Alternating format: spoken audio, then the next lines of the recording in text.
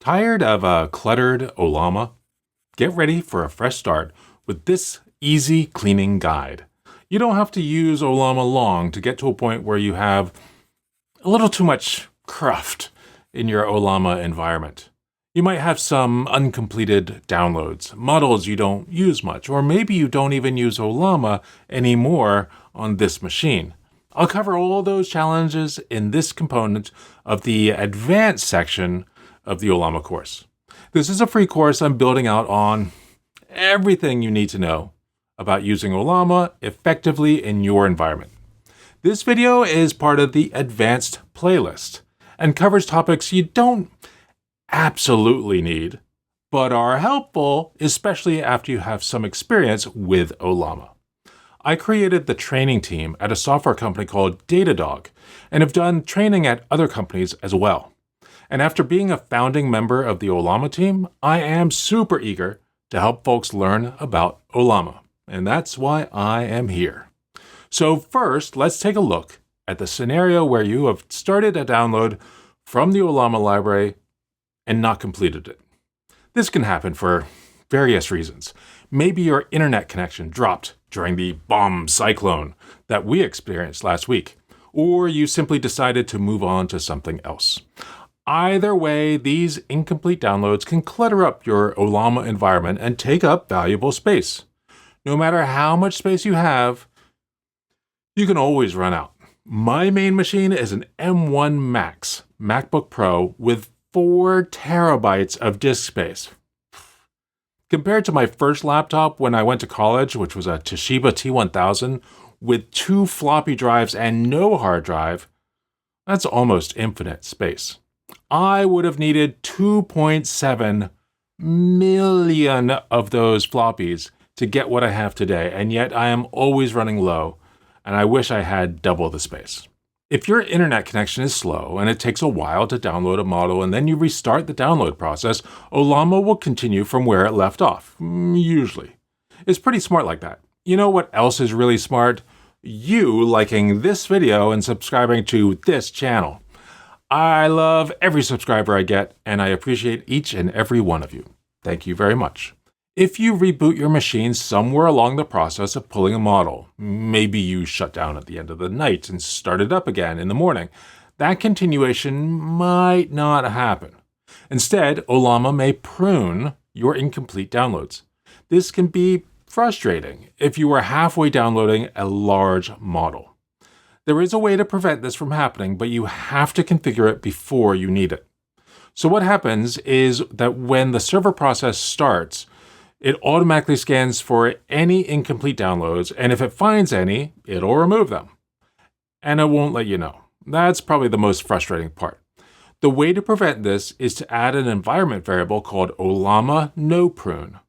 There's a video in the basic Ollama course playlist called Crack Ollama Environment Variables with Ease that goes through everything you need to know about setting up these environment variables.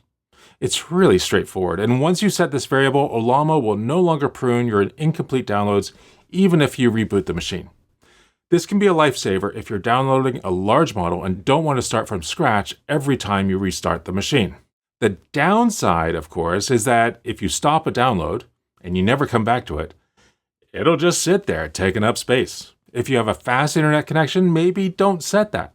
But if you have something slower than, say, a gigabit per second, then setting this variable might be a good idea for you. It's all about finding the balance between convenience and disk space management. If you have set that variable and you want the downloads to prune, you're going to have to unset it and restart the Ollama serve process. Deleting the incomplete download files yourself is difficult to get right, and you can easily screw yourself over rather than help your situation. Okay, so let's move on to removing models you have but no longer use. When you list the models in Ollama with the Ollama ls command, you'll see some basic information about each one, including its name, ID, size, and when it was last modified. It's up to you to know when it was last used or which ones might be more valuable to justify keeping them on your system. If you're running low on space and start to delete them, you may not actually gain some of that space back, something we covered in detail in the video called Master Ollama's File Layout in Minutes. But let's say we want to start looking at which models are taking up the most space. There isn't really a built-in command to directly show this, so you have to run Ollama ls and then scan through the list manually. This can be a little bit tedious, especially if you have a lot of models installed. You might try using different utilities to sort the output by the size column, but it doesn't always use the same unit, so that can be a rabbit hole you deep dive on. One of my favorite ways to work with models is Sam McLeod's awesome utility called Gollama. You can find it at this site, then download it and install it on your system. Once it's set up, you can just run Gollama, and you'll see all your models listed. Press the S key, and you'll see the models sorted by size.